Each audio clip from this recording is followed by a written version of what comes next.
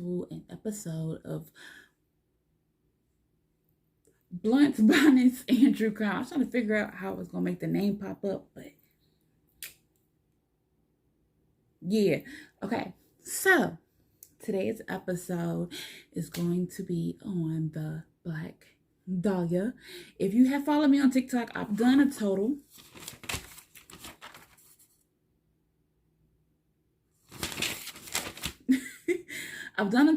of 3 of these episodes, okay? And you can also follow me on whatever podcast service you have under Blunts, Bonnets, and True Crime. Follow your girl, listen to my episodes, leave me some reviews. I'll write back, talk to me, I talk back, bitch. Okay, so my first episode was 5 Black Towns Hidden Under Lakes. Episode 2 was about Michael and Monica Bennett. Episode 3 was Ruthie's Candy man, because I'd be damned if I said that name too many times in this house and I'm home by myself too. Hell to the motherfucking no. So today, Black Dahlia, Elizabeth Short. Today's gonna be a lurker episode because your girl needs to re-up. So are y'all ready? Are y'all ready? Because your bitch took notes. Now, I'm going to say in this video, y'all going to hear me take like a pause break because I have to record this part 2 episode of the Black Dahlia for my podcast. Because this is going to be part 1 and part 2 all together in this video. So, also, if you follow me from TikTok and you're on this YouTube page, I am going to update Mama Savage. I promise. I'm going to do seasons 5 to 13. Do not harass me in these comments, because I know y'all gonna do it, because y'all gonna see me post something like this bitch and post shit in months. Who in my camera? Hold on. Who in my door? You're like, this bitch ain't post shit in months. I got y'all, okay? I got y'all. Just give me a second. Somebody at my front door. I don't know who. Who is it? Who is it?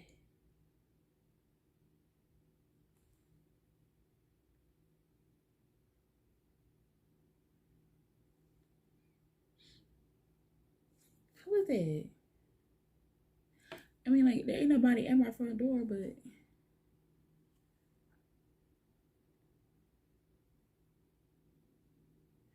maybe it's from my neighbor. I don't know about how people go just kind of trying to come to my door that way. Come to the door that way. I'm gonna get there when I ain't supposed to. But y'all ready? I'm sorry about that. That was some banter for y'all. But y'all ready?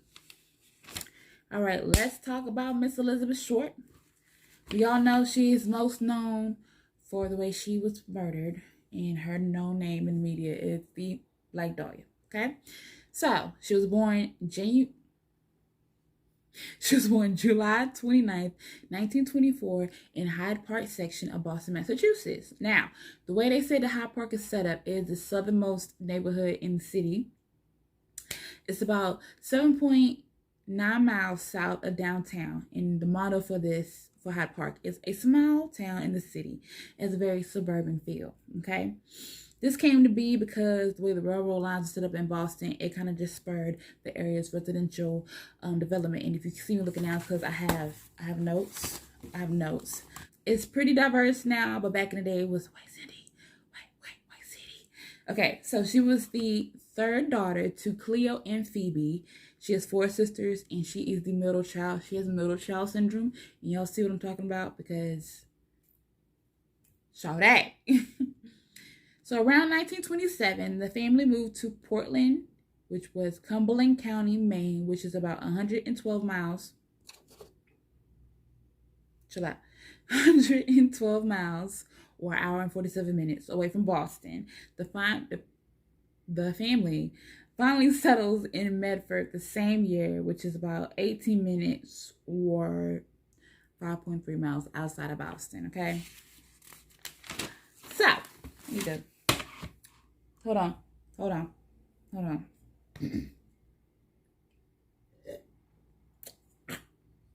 Oh, that is strong. Okay. So Cleo, her daddy, used to build miniature golf courses, right? Until about 1929, when the stock market was like, bitch, you guessed it, and they became completely motherfucking broke pretty much overnight, right? So shortly, not even a whole full year later, what happens next is the white version of, I'm gonna go to the store and get some milk, right? So they found Cleo's car abandoned on the Charleston Bridge, which is officially now named the North Washington Street Bridge in Boston, that spans the Charles River, right? It was assumed that that motherfucker had just like said, fuck this shit and jumped, right? So Phoebe, her mama, was like, oh shit, I'm single with fucking 5 kids. Let me move them into a small apartment. And she became a motherfucking bookkeeper, right? So I'm talking about Phoebe. Fuck these motherfuckers, right? Fuck it. Fuck these motherfuckers.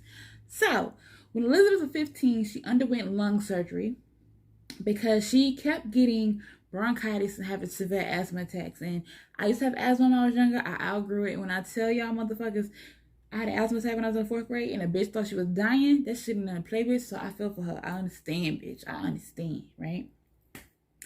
The doctor suggested that, you know, Phoebe sent her to Miami or the South, pretty much, in the winter months, so she wasn't really suffering through the cold months. So that's what she did. Phoebe sent her in the winter months to live with people that she knew in Miami, like family, friends, and in all the other months she was in fucking Boston. So let's fast forward to late 1942, right? Elizabeth is 18. Phoebe, you know, living her life, still raising her kids, getting how she gotta get it, getting out of the mud, right? And then out pops this letter in the mail. It's an apology letter from punk ass Cleo, right? That motherfucker was alive. That motherfucker had upped and moved to Vallejo, California, and was just like, I'm alive. What's up? You know, I want to see one of the kids. So in December of 1942, Beth ups.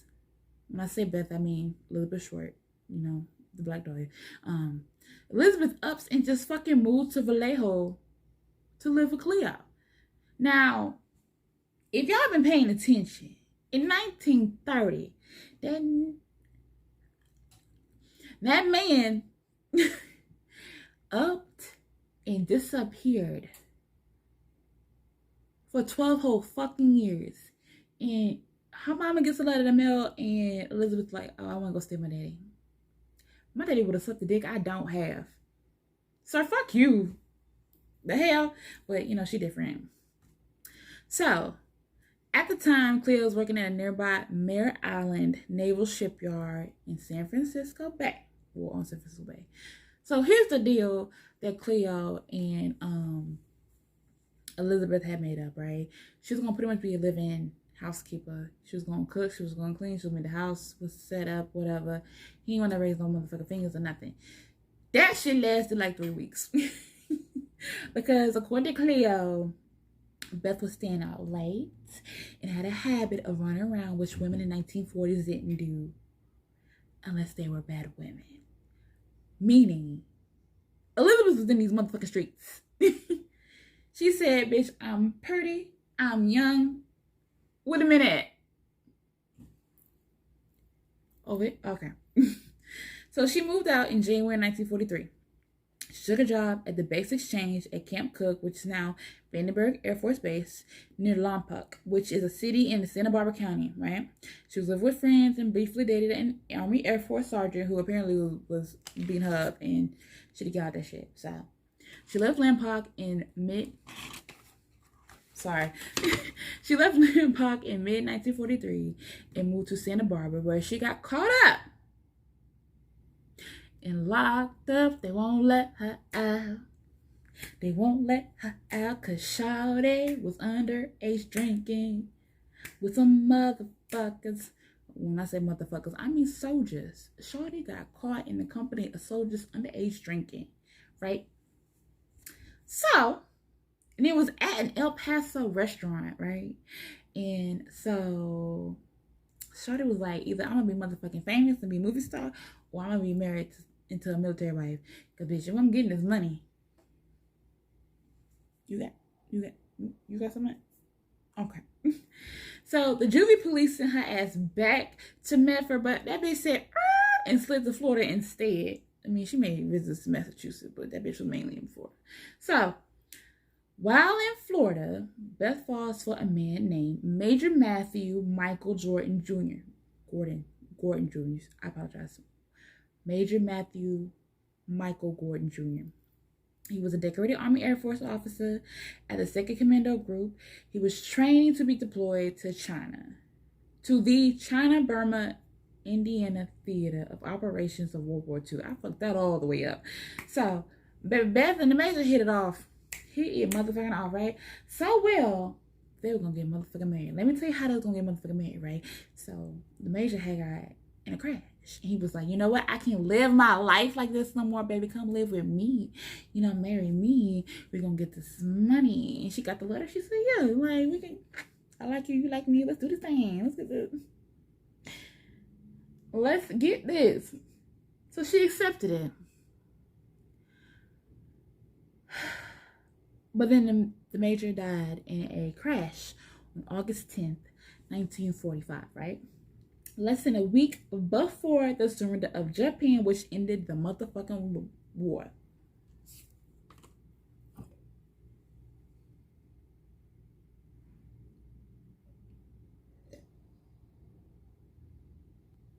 You know how mad I be if the man I like, you know, he go to war and he like, baby, you know, I got hurt in a crash. Let's get married.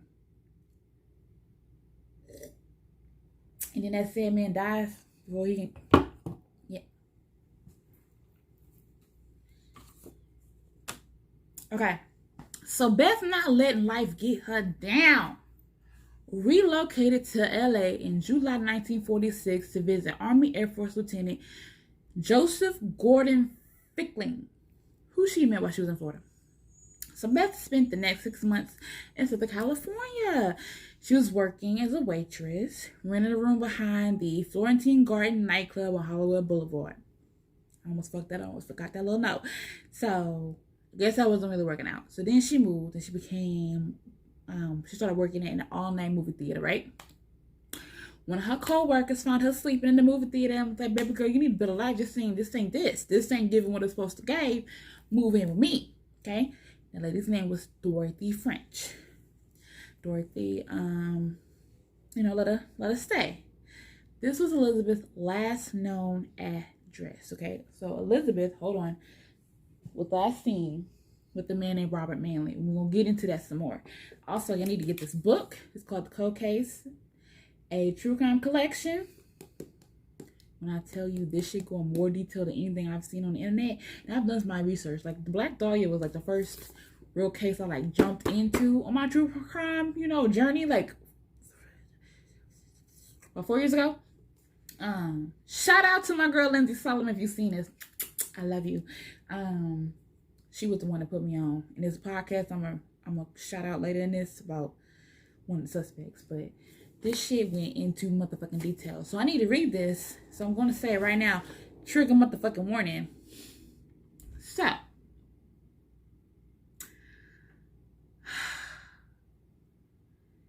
She was last seen on either January 8th or January 9th. I seen 2 conflicting dates with Robert Manley. And she was last seen at the Biltmore Hotel, which is kind of like an uppity hotel. And she really couldn't afford to be there. Apparently, she was going to meet her sister there, but she had Robert drop her off there. And that's the last known place she was seen. Apparently, her ghost still haunts that place. But on January 15th, 1947, she was found murdered. Yeah. So Elizabeth's body had been placed in the park early morning, right before the dew set, right? Her body was severed in half and pulled apart. Her lower half, cut around the belly button, was lying about a foot south of her upper half. Her top and bottom halves were lying flat. The reporter noted there was protruding intervals, her intestines, of the lower half lying under the buttocks. Her body showed no signs of rigor mortis, so police at the time estimated that she had been dead for less than 10 to 12 hours when she was found. But, you know, like now we know the rigor mortis is about, why do I keep looking over here when I'm supposed to be looking over here? I apologize. Now we know rigor mortis, you know, begins 2 to 4 hours after death and tends to go away around hours, 18 to 36 hours of death. So she really could have They didn't know really how long she's been dead. And like the rigor mortis obviously isn't a really good indicator of how long someone been fucking dead. All right, so she had been washed at some point. They found bristles from her hairbrush and her pubic hair.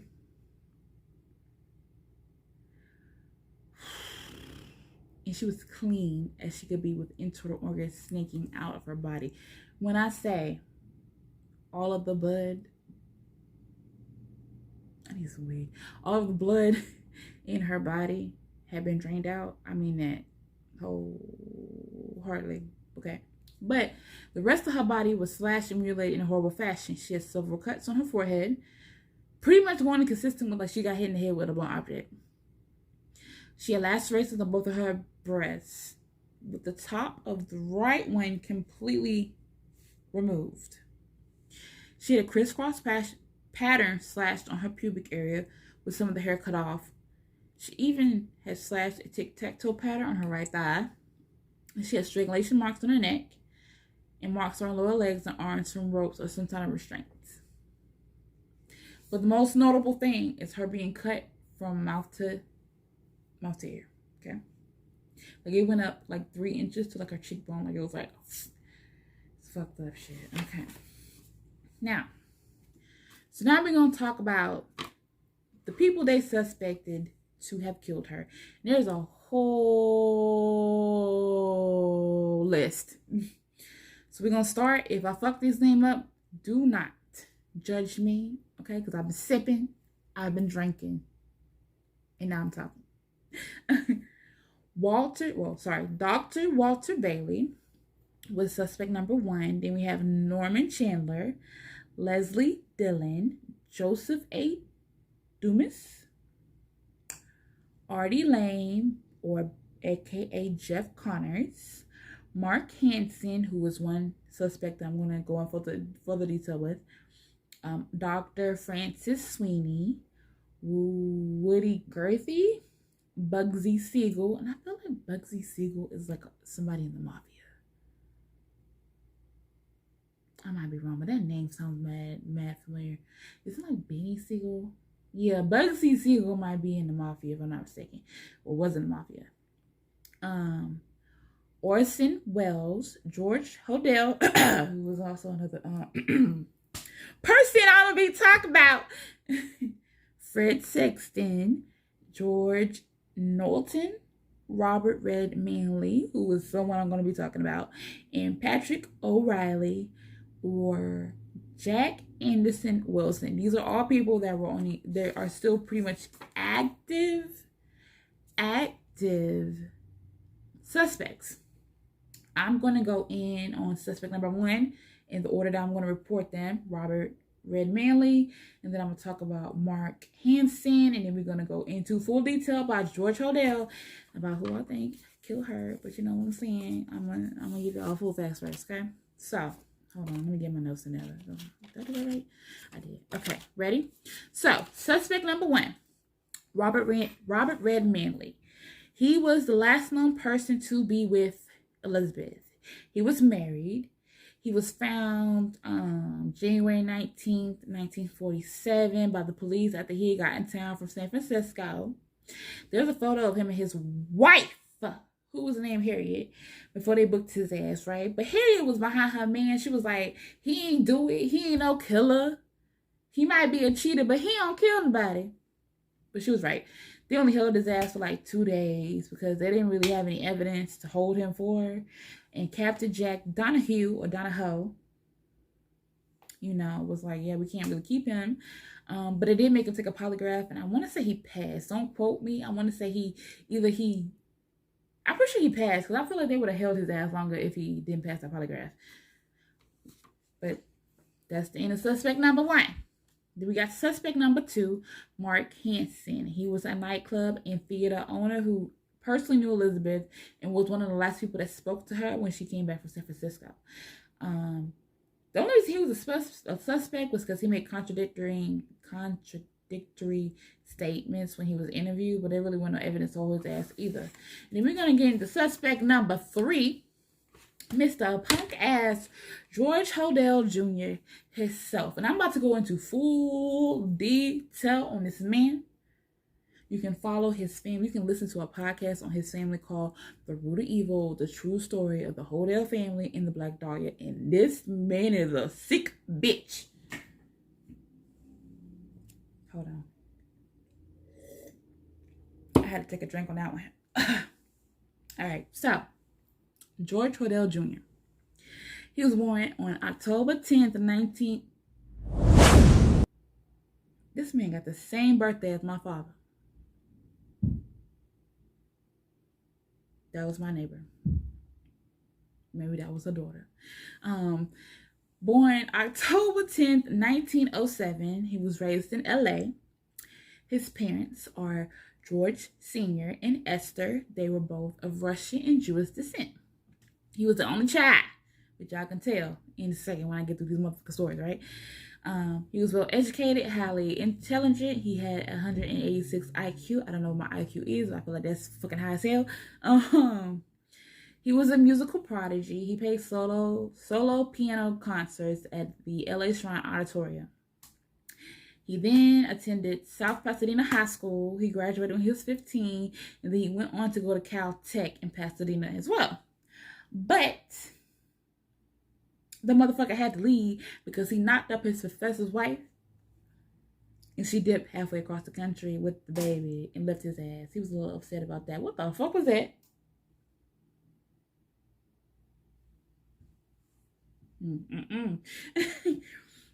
But she went across the country, left his ass, like took the kid with her. She ended up getting the motherfucking divorce. But so pretty much we had kid number one. This man got a shit ton of kids, but we had kid number one, right?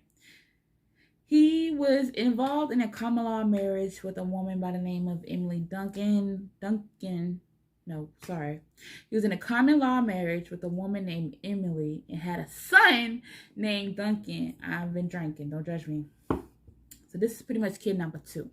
And if y'all know what common law marriage is, it's like when you've been living with someone for more than 7 years. I don't know if it's back then if it was 7 years, but it's when you've been in a relationship with someone for about 7 years. Now, back then it probably was a short amount of time. I don't think they really cared about shack. You know what? I'm about to look.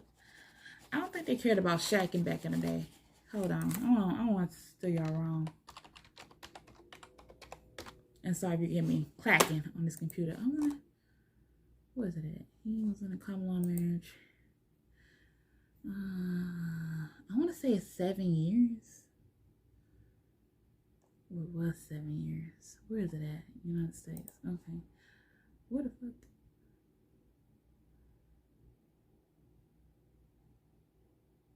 They don't really have a year range on it, but I'm pretty sure it was 7 years last time I saw some shit about it.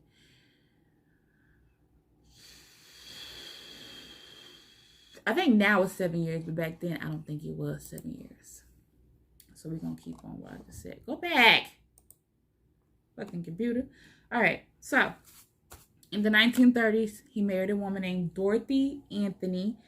Then they had a daughter together named Tamar. Tamar's a sick bitch too. So in that podcast I shouted out The Root of Evil, this bitch fucked up so many people. Well, George highly fucked her up.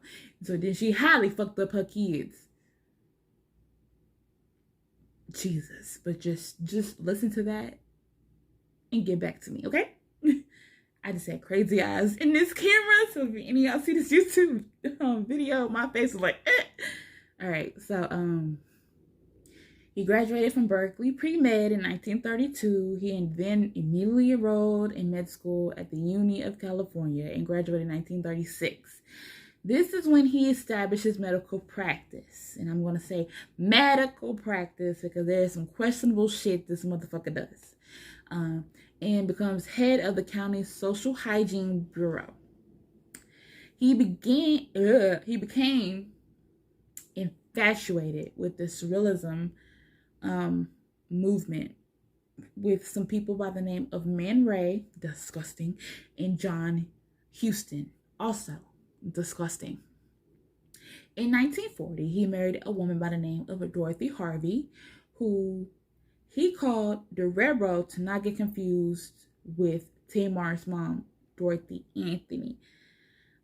This is where he has 3 sons, Stephen, Michael, and Kelvin. So now if you have been paying attention, this man is up to 6 motherfucking kids.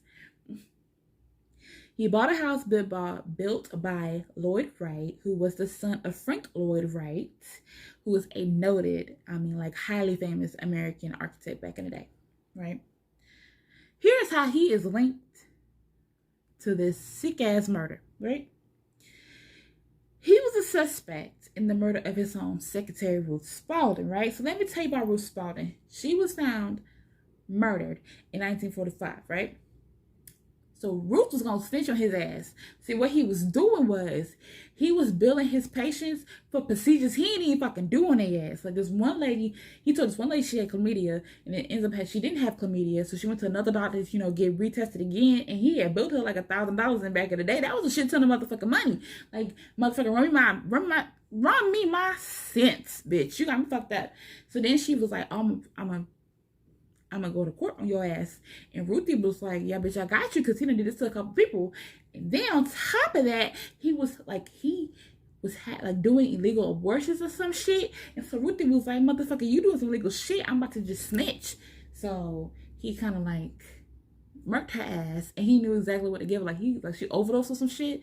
But it was suspicious because she overdosed in his presence, and he waited until he knew that Ruthie wasn't gonna motherfucking make it and drove her ass to the hospital. I think either he drove her or the railroad drove her. One of them drove her ass to the hospital, and it was like, oh, this is a murder. And suspect number one in that motherfucking killing, right? So,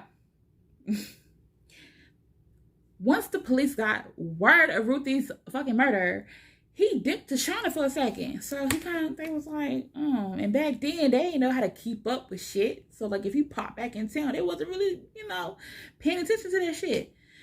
So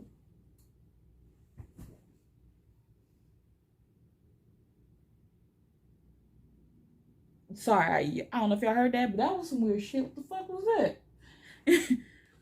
In 1947, Elizabeth is found, mutilated in a motherfucker, and people thought her death favored surrealism like the works of Man Ray. Now, if you've been paying motherfucking attention,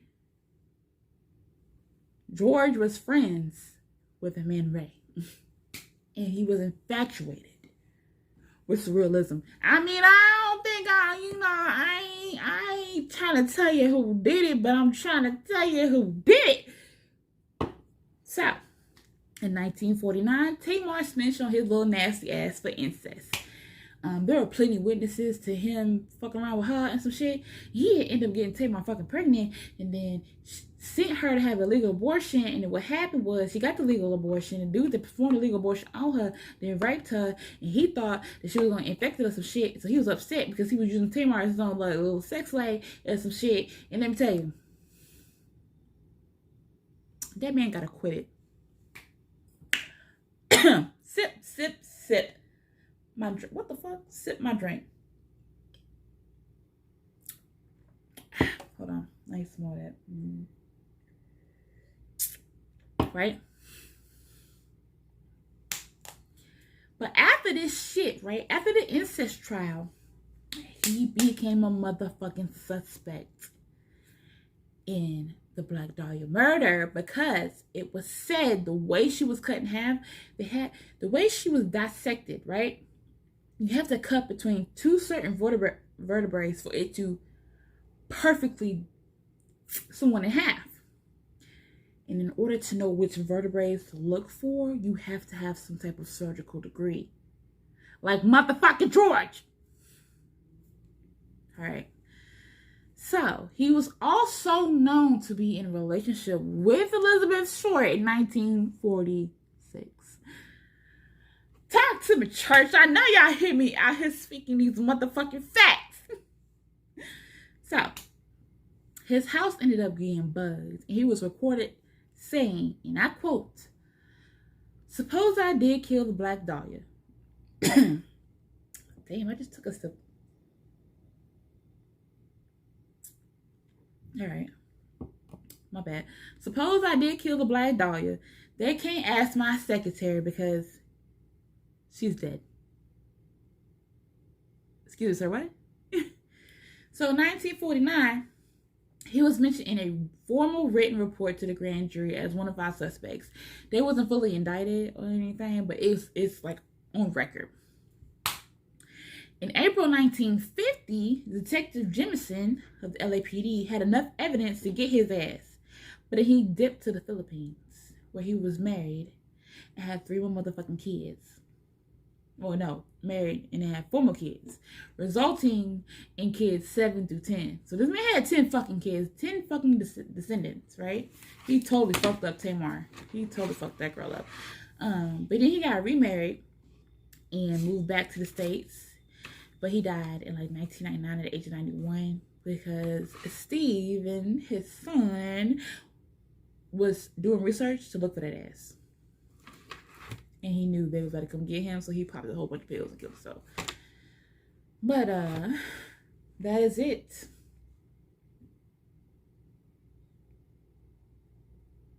Now to these suspects, who you think did it?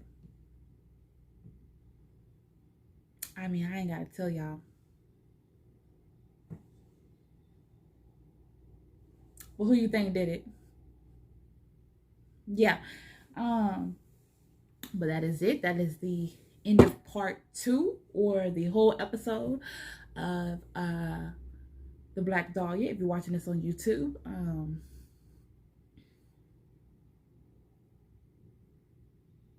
this sick motherfucker. Definitely listen to that podcast, The Root of Evil. It goes into great detail. It is narrated by Tamar's granddaughters. I want to say Raj and Asha, if I said their names right. They might be wrong. Don't quote me. But they go into full detail about the whole goddamn thing because they got all the evidence, all of it. And I'm pretty positive their mom, who is Tamar's daughter, is the product of Tamar and George. So yeah, follow me on TikTok if you don't already do, at Janelle. Follow me on Instagram at JustAmellyThing, which is JUSTAMELLI. Or also follow me on Instagram at Bb&Tc podcast. You can email me at BluntsBonnetsAndTruecrime podcast at gmail.com. Yeah. Also, for the people on the podcast, you can follow my YouTube channel, which is under Janelle, which is SAMELIAJANELLE.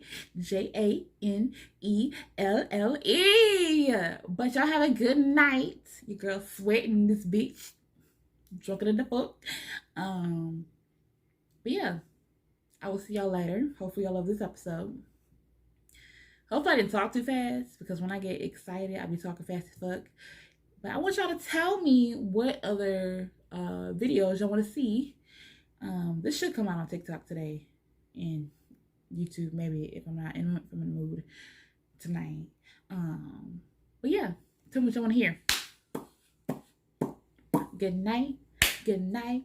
Don't do nothing I wouldn't do.